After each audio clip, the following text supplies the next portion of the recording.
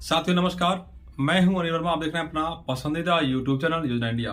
साथियों योजना इंडिया योजनाओं का चैनल है जिसमें सभी विभागों की सभी योजनाओं की जानकारी आप तक पहुंचाने की कोशिश करते हैं। इसी कड़ी में लेकर आए हैं मुख्यमंत्री सामूहिक विवाह योजना। आज बताने वाले हैं इस योजना में जो इंटरकास्ट शादियां होती हैं, अंतर जातीय जो विवाह होता है वो सामूहिक विवाह में कैसे होता है, उसकी क्या प्रक्रिया है, वो जानकारी आपको हम देने जा रहे हैं। क्योंकि बहुत सी शादियों का सवाल है, बहुत से लोग परेशान हैं कि ये शादियां कैसे होती हैं, क्या जो सामूहिक विवाह का सामान्य शादियां हो तो उसी तरह से होती हैं या फिर इसका अलग से कोई प्रावधान होता है। तो ये सारी जानकारी आपको हम देने जा रहे हैं। आप लोग पूरा वीडियो देखिएगा ताकि सब लोगों को जानकारी मिल सके और लोग इसका लाभ उठा सकें। तो बता दूं आपको, जो मुख्यमंत्री सामूहिक विवाह योजना है उसमें जो अंतर जातीय विवाह है, इंटरकास्ट की शादियां होती हैं, उसका आवेदन और जो सामान्य जो विवाह है सामूहिक विवाह का, उसका आवेदन सब एक ही है। एक ही वेबसाइट है जिसका वेबसाइट बता दूं आपको cmsby.upsdc.gov.in ये वेबसाइट है। इस पे आवेदन करना है, चाहे वो इंटरकास्ट की शादी हो या चाहे सामान्य शादियां हो, उस सब का आवेदन इसी पर होना है। आप जब इस साइट को खोलेंगे या किसी सीएससी पे खुलवा के आवेदन कराएंगे तो सारा प्रोफार्मा निकल के आएगा। इसमें दो तरह का भरना पड़ता है फिलअप। एक लड़की दुल्हन का जिसका शादी होना है उसका विवरण भरना पड़ता है, या फिर उसके अलावा जो है दूल्हे का यानी जिससे शादी होने उस लड़के का विवरण भरना पड़ता है।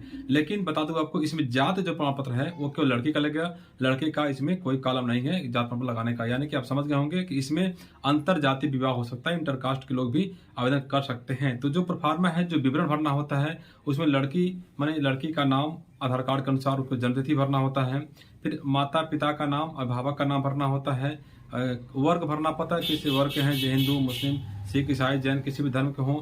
फिर लड़की का जो जात प्रमाण पत्र भरना पड़ता है। जात प्रमाण पत्र जो होता है वह 30 KB का PDF फाइल में उसको अपलोड भी करना पड़ता है। जात प्रमाण पत्र का क्रमांक लगाना पड़ता है, जात प्रमाण पत्र का जो आवेदन का क्रमांक भी उसमें भरना पड़ता है। लेकिन यह सब जो है केवल लड़की के लिए होगा। जात प्रमाण पत्र लड़के का जो विवरण भरना पड़ता है, लड़के आवेदन जिससे शादी होने उसका दूल्हे का जो विवरण भरना पड़ता है, उसमें वर्ग का नाम, वर्ग के माता पिता का नाम, मोबाइल नंबर, वर्ग का मोबाइल नंबर होता है, जन्म तिथि होता है, जन्म तिथि का जो प्रमाण पत्र होता है वो लगाना पड़ता है इसमें, और निवास का पता होता है, राज्य और जनपद, ये सब विवरण भरना पड़ता है। किस राज्य के, किस स्टेट के, किस जनपद के हैं, किस गांव के, किस शहर के, विवरण जो है इसमें भरना पड़ता है।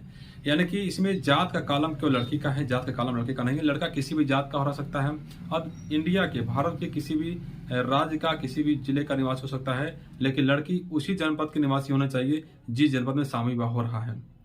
तो अब क्लियर हो गया होगा कि इसमें इंटरकास्ट की शादी या अंतरजातीय विवाह इसमें होता है। आप किसी भी जाति धर्म के हों, चाहे लड़की किसी जात का हो, लड़का किसी जात का हो, तो दोनों शादियां इसमें हो सकती हैं। आवेदन दोनों एक ही भरना होता है। जात प्रमाण पत्र इसमें केवल लड़के का लगेगा, लड़की का केवल लगेगा लड़की का, और लड़के का इसमें जात प्रमाण पत्र नहीं लगता है। तो आप जल्दी आवेदन कर दीजिए, क्योंकि मुख्यमंत्री सामूहिक विवाह योजना जो है यह नवंबर 2023 से मार्च 2024 तक लगातार हर महीने होने जा रहा है। दिवाली खत्म हो गया है और हर जनपद में कुछ डेट हैं। अपने जनपद पता करें कि इस डेट में आपके यहाँ विवाह होने वाला है। यदि आप नवंबर में नहीं करा पाते हैं तो दिसंबर में करिए, दिसंबर में छूट जाते हैं तो जनवरी में छूट जाते हैं तो फरवरी में छूट जाते हैं तो मार्च के लिए आप अप्लाई कर सकते हैं। यानी आपको पूरा 5 महीने का मौका मिला हुआ है। आप किसी महीने के लिए आवेदन कर सकते हैं, लेकिन जिस दिन शादी होनी है उसके कम से कम 10 दिन पहले, 1 सप्ताह पहले आपको आवेदन करना होगा।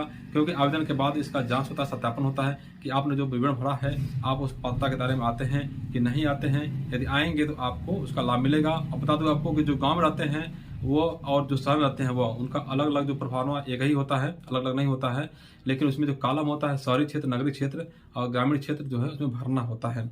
तो यदि आप आवेदन कर देंगे तो उसका प्रिंट आउट निकाल करके, यदि आप गांव में रहते हैं तो खंड विकास अधिकारी कार्यालय में अपने सेक्रेटरी के पास जमा कर देंगे, या जिला समाज कल्याण अधिकारी के पास जमा कर देंगे। या शहर में रहते हैं, नगर में रहते हैं तो आप नगर पालिका परिषद, नगर पंचायत या नगर निगम कार्यालय में उसको जमा कर सकते हैं। तो साथियों, आपको जानकारी कैसे लगी हमें जरूर बताइएगा। यदि आपको वीडियो पसंद आई हो, जानकारी पसंद आई हो तो नीचे कमेंट्स कर दीजिएगा। यदि चैनल में नए हैं तो नीचे सब्सक्राइब का बटन है उसको दबा दीजिएगा, बेल आइकन दबाइएगा। हम जल्दी आपके लिए एक नई जानकारी लेकर आएंगे। तब देखते रहिए आप योजना इंडिया। नमस्कार।